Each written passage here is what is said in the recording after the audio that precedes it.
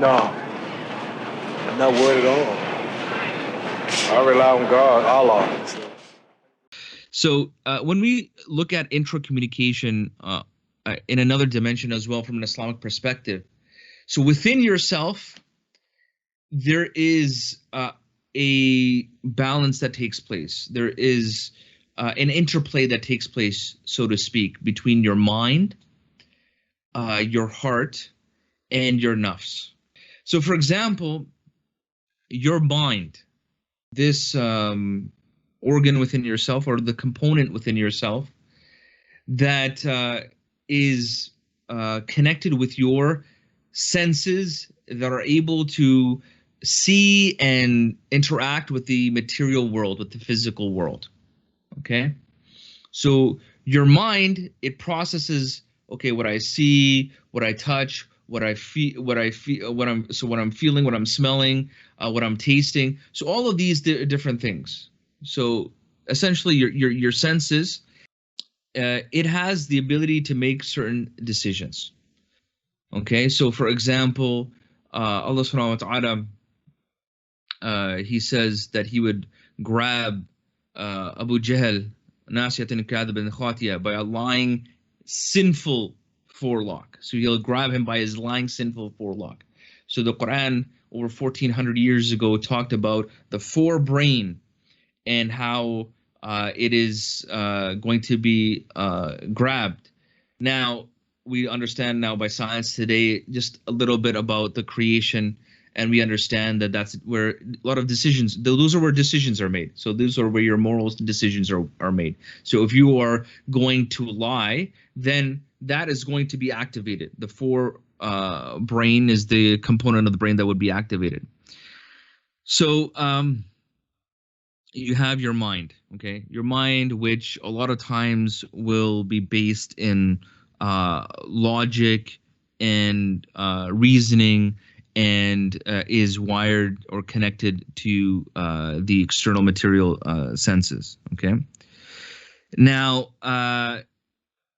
the other part of it, the qalb, the heart, it is not logic based. Okay, the heart is not logic based, but it has a level of understanding. Okay, and the heart is connected to the unseen, the ghaib.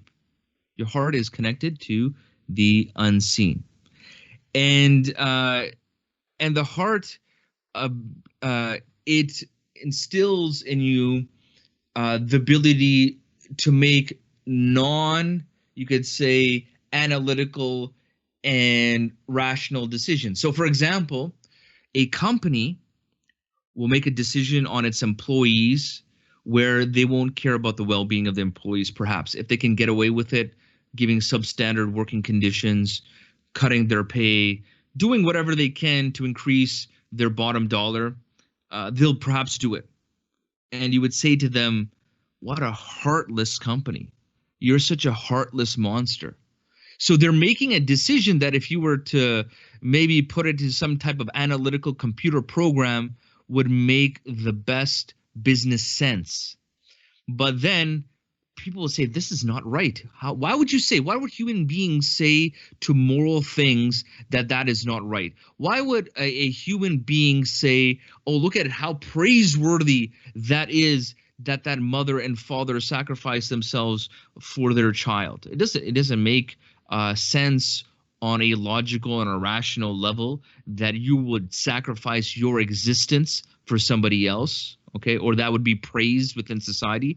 That's something from the heart. That is something that is not rational. The heart is connected to something that is more than what the eyes can see. So, for example, Surah Al-Hajj, so chapter 22, ayah 46 in the Quran, Allah subhanahu wa ta'ala says, have they not traveled through the land, and have they hearts wherewith to understand, and ears with which to hear? Verily, it is not the eyes that grow blind, but it is the hearts that are in the breasts that go blind. So in this ayah in the Quran, Allah subhanahu wa ta'ala is telling us that when you're traveling through the land, there's a reflection that needs to take place.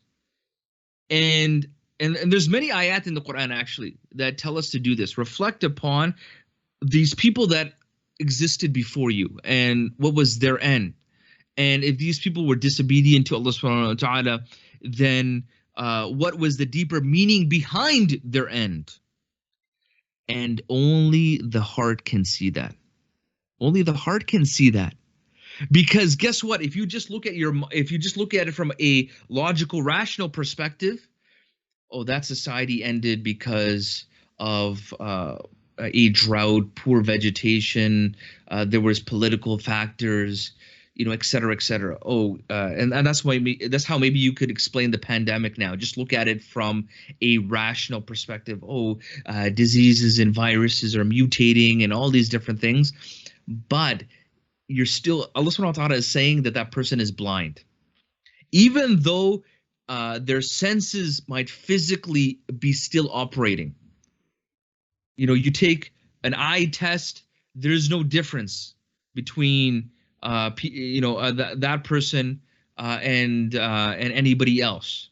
Or you can see, hey, this person who has an eye test can pass it, and this person who is blind does not pass the eye test, so this person can see. No, actually, that person who you say that passed the eye test, Allah subhanahu wa ta'ala is saying they're blind, but in a different way.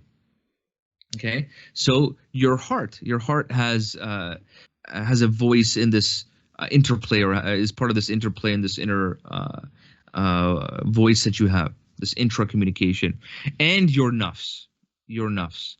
So, for example, Allah subhanahu wa ta'ala tells us in chapter 5, ayah 30 in the Quran, so Surah Al-Ma'idah. So the nafs, so this is in regards to the two children of Adam alayhi salam.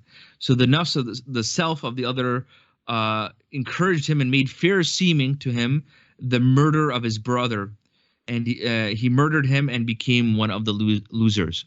So this interplay that he had within himself, his nafs made it fair seeming. And so your nafs can be, you could say, within or it can be within three states. That's probably the best way to illustrate it. So it can be within three states. For most of us that are Muslim, your nafs is in a struggle.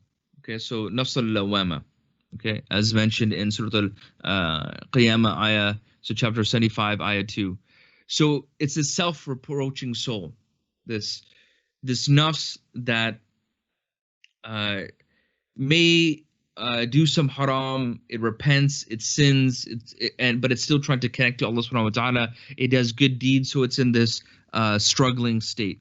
Okay, the nafs that's a righteous nafs, that's satisfied, a pious nafs, is nafs mutma'inna. Okay, mutma'inna, as mentioned in Surah Al-Fajr, so chapter 89, ayah 27.